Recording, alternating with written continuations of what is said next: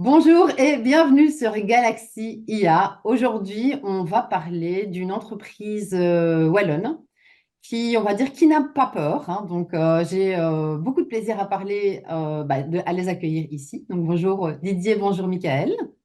Bonjour Émilie. Donc aujourd'hui, on va parler de traduction. Voilà, c'est l'un des secteurs qui a quand même connu la plus grosse claque, la plus rapide avec le graphisme, avec pas mal de choses. Mais c'est l'un des premiers secteurs qui a été touché par l'arrivée de l'IA finalement il y a ouais, un an et demi maintenant. Bon, l'IA existe depuis bien plus longtemps, mais en tout cas, l'utilisation, la facilité d'utilisation. Aujourd'hui, on va un petit peu discuter de ça, de solutions pratico-pratiques de ce qui existe et de l'avenir des traducteurs et pourquoi, je vous le donne dans le mille, on aura toujours besoin de traducteurs. Donc, Michael et Didier travaillent tous les deux dans une entreprise. Donc, Michael est entrepreneur, chef de l'entreprise et travaille dans la traduction depuis un certain nombre d'années. Il a développé d'ailleurs un certain nombre de produits en lien avec la traduction. Il nous en parlera un peu juste après. Et Didier, lui, est traducteur de formation et développeur. On est donc aujourd'hui entre de bonnes mains pour discuter de cette thématique. Alors, tous les deux, est-ce que vous pouvez un peu nous expliquer qui vous êtes et qui est l'entreprise? Comment avez-vous créé ce bébé? Donc en fait, on travaille tous les deux dans une société de développement d'applications web. Le premier produit de cette société date d'il y a déjà maintenant un peu plus de 10 ans, qui s'appelle Translation.io, qui est un outil qui répond à des besoins d'autres sociétés de traduction. En parallèle à ce développement de produits qui a pris quand même plusieurs années, on travaillait dans de la consultance et également pour des produits de traduction. Donc, on a par exemple développé le site de la CBTI, donc la Chambre belge des traducteurs et interprètes. On a travaillé pour une société internationale de traduction. On a fait leur gestion interne de projet, donc encore un autre domaine de la traduction. Et on a travaillé pour textmaster.com en leur fournissant une mémoire de traduction. Donc, on a essayé quand même toujours de rester dans le domaine de la traduction ces 10 années. Et en parallèle, on développait Translation.io, dont on parlera, je pense, tout à l'heure. Donc, entreprise qui existe depuis une dizaine d'années. C'est vrai que donc moi, j'ai eu le plaisir d'aller les voir à Mons la semaine passée, où voilà, ils m'ont un peu expliqué leur solution, ce qu'ils faisaient, comment ils l'avaient créé. Et puis, vous allez voir un peu comment ils ont hacké l'intelligence artificielle, etc., pour arriver à des solutions, moi, je trouve de génie. Donc voilà, je peux le dire, hein, moi, je peux le dire. Euh, Translation.io et c'est vrai que j'ai posé pas mal de questions dessus parce que pour un Kidam qui n'est pas forcément une grosse société, c'est difficile de comprendre, ah oui, c'est juste de la traduction, mais non, en fait, ce que vous faites, c'est proposer une traduction et en lien, gérer une équipe de traducteurs derrière. Ok, donc ça, vous pouvez peut-être nous expliquer, c'est qui vos clients phares, en tout cas, pourquoi ils utilisent votre logiciel et comment est-ce que ça fonctionne derrière. OK. Alors, Translation.io, c'est un logiciel type B2B, donc vraiment destiné à des sociétés, pas des particuliers.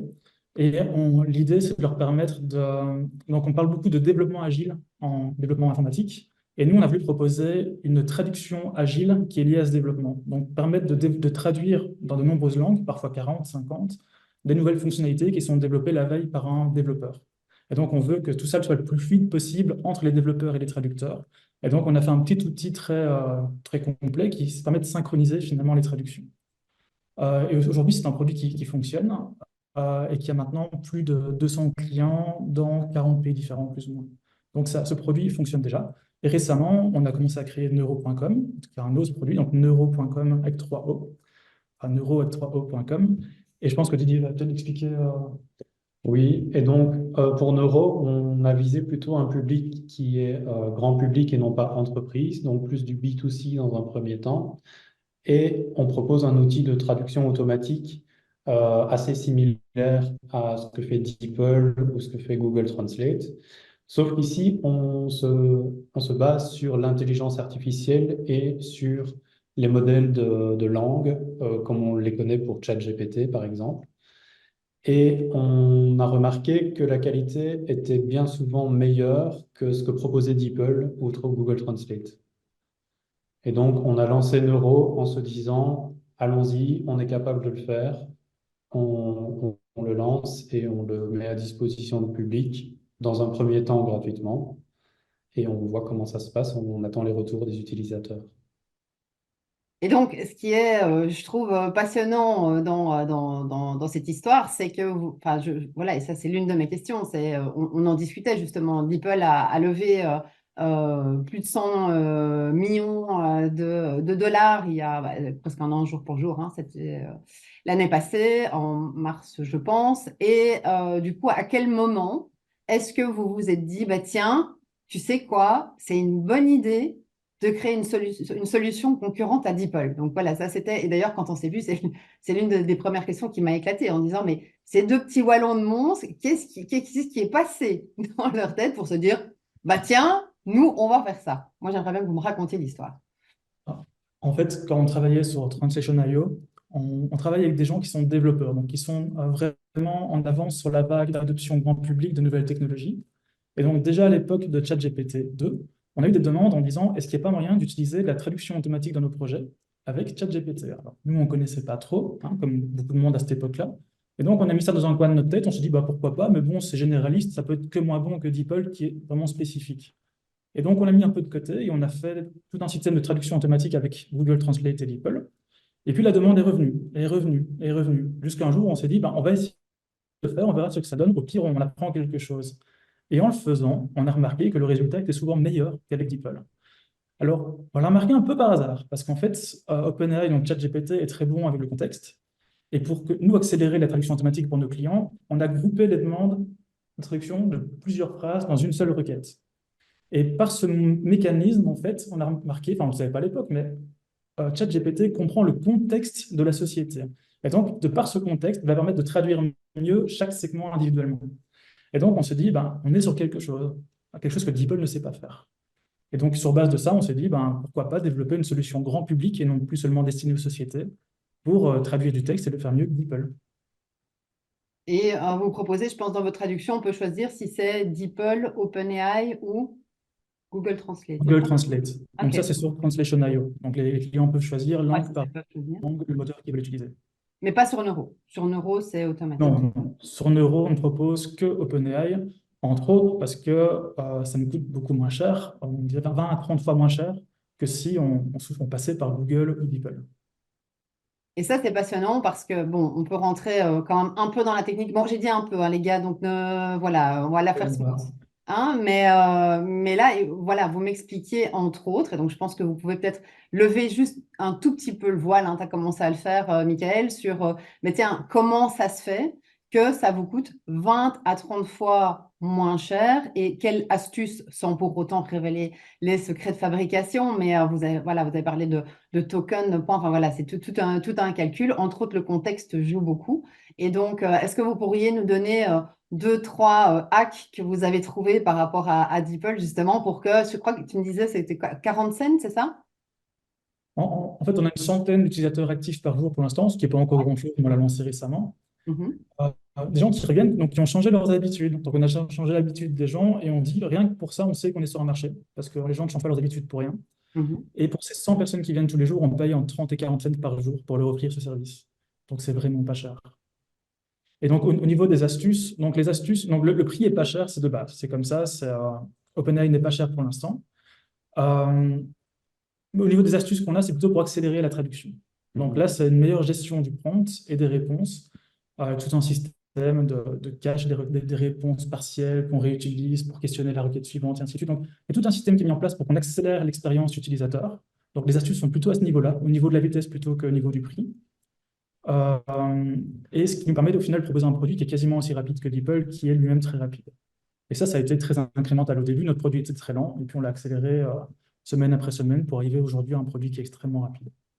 Et ce qui est passionnant dans le process que vous avez utilisé, comme vous l'expliquiez, c'est que vous avez vraiment découpé l'éléphant. Donc, vous avez vraiment réfléchi à quel moment les requêtes sont faites. Et c'est ce qui prend finalement le plus de temps au niveau de la machine. C'est vraiment la requête par bloc, par phrase, et puis quitte au niveau du contexte. Ah, est-ce que c'est plus qualitatif, si? Et donc, c'est hyper intéressant parce que c'est vraiment de la recherche et c'est hyper minutieux finalement comme travail, où vous avez pu vraiment voilà, améliorer point par point pour gagner chaque fois. Et c'est vrai qu'on le disait, c'est qu'en fait, nous, en tant que clients et utilisateurs, on n'est pas, voilà, on n'est pas patient pour 2 sous.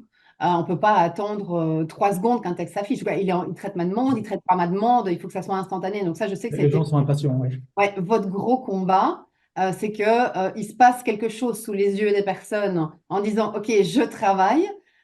Et qu'en même temps, vous gagnez, et je sais que voilà, vous avez expliqué ça super bien d'ailleurs à l'occasion. Voilà, si vous avez envie, bon, j'invite pas le reste du monde à vous visiter, mais voilà, c'est hyper, voilà, ils les expliquent super bien sur comment ils ont découpé vraiment les différentes infos pour gagner des millièmes de secondes, des demandes, etc.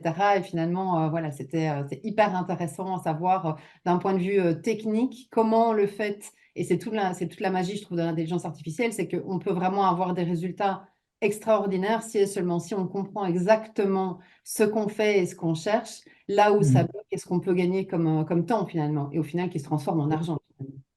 Je peux peut-être donner une petite astuce Ah, aux gens, parce grave. que c'est une astuce qui est quand même, qu'on ne connaissait pas au début, qu'on a appris sur le tas. C'est que l'IA, le temps de réponse de l'IA ne dépend pas de la complexité et de la longueur de la question, mais du nombre de caractères dans la réponse. Et donc, si en fait on veut juste demander à l'IA, poser une question très complexe et qu'elle va répondre juste oui ou non, ce sera extrêmement rapide. Donc, on pensait que les deux étaient liés et que plus la question serait longue, plus ça prendrait du temps à la comprendre. En fait, pas du tout. C'est vraiment la réponse qui est importante. Plus elle sera courte, plus ce sera rapide. Et en fait, plus tu découpes, plus tu sais ce que tu cherches, plus la réponse quelque part est précise et pas C'est et ça. donc pas On rapide. chercher, nous, les réponses les plus courtes possibles. Et donc, pour ça, on a plusieurs stratégies pour ne pas redemander chaque fois des choses qu'on connaît déjà, en fait. Tout à fait. Et alors, on refait une petite promenade, parce que c'est vrai qu'on se posait la question du potentiel d'une deuxième interview, parce que c'est quand même moi, une thématique qui m'est chère, c'est l'avenir des différents métiers, etc. Mhm. Et je vous pose la question, parce qu'en fait, dans Translation, bah, vous avez encore, vous travaillez toujours avec des traducteurs pour différentes entreprises. Et du coup, par rapport à ça, bah, voilà, j'aurais bien aimé vous demander, quel est le rôle encore de ces traducteurs dans ces entreprises par rapport à une qualité de traduction qui est déjà avérée.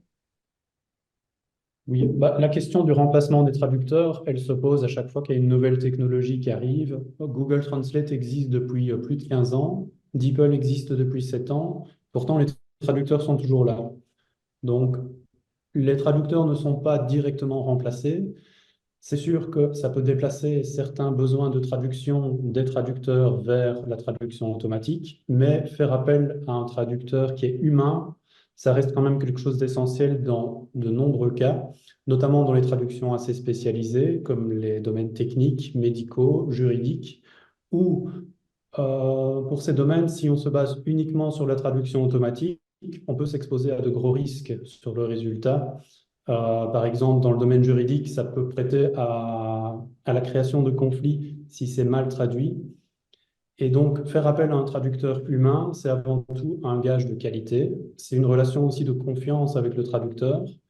Généralement, quand on travaille avec un traducteur humain et qu'on est satisfait du résultat, on continue à travailler avec cette personne. Donc voilà, ça reste un gage de qualité.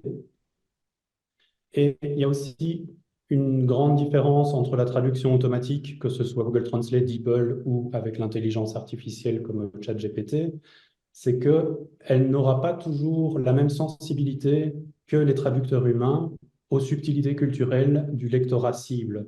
Donc quand on reçoit un travail de traduction en tant que traducteur, on est normalement informé du public qui va lire la traduction et ça conditionne grandement la manière dont on traduit. Et ça, l'intelligence artificielle et la traduction automatique ne sont pas encore tout à fait au point sur ces aspects-là. Ouais, Donc, de ce côté-là, les traducteurs humains restent vraiment indispensables, je pense. Ça participe aussi à l'image de votre entreprise. Si vous souhaitez traduire du contenu marketing et que les personnes qui vont le lire se disent, Mon Dieu, qu'est-ce que c'est? Ça a été traduit par Google Translate ou quoi? ouais. Là, évidemment, c'est votre image qui en pâtit. Donc, On en discutait notre avec conseil, ça reste quand même de faire appel au traducteur humain dans les cas où ça a vraiment un grand impact sur le résultat. Mais si vous devez juste traduire l'email qu'un collègue flamand vous a envoyé, la traduction automatique sera tout à fait suffisante pour comprendre. Elle sera peut-être même suffisante pour pouvoir lui répondre.